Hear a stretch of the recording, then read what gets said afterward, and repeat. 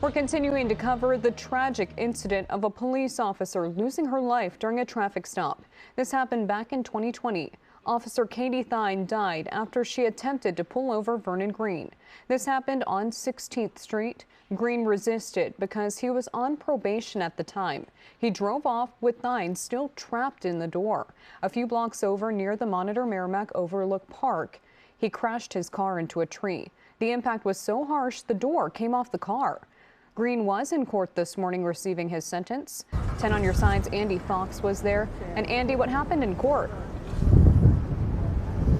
Well, the sentence hearing was over in about an hour. Family members gave impact statements about Katie Thine, what she meant to them and what she meant to the world.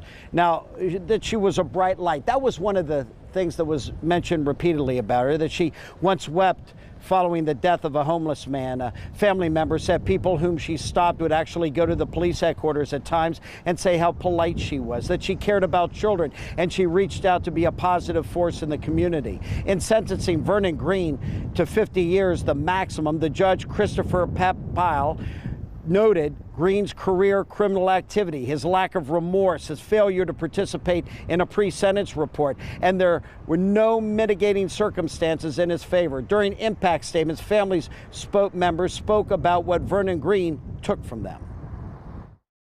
He took a part of my life. There's a hole in my heart. He took one of my children, the worst thing you could do to a mother. And when you walked by him, I saw you look at him. Yes. What did you see? I saw emptiness, just emptiness. And I just pray for him. I pray because he'll answer to God one day. And what do you want to say about your sister?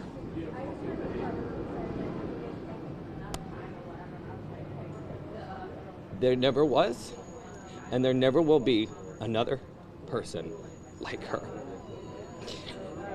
And taking that flame out of this world was taking a really bright one out.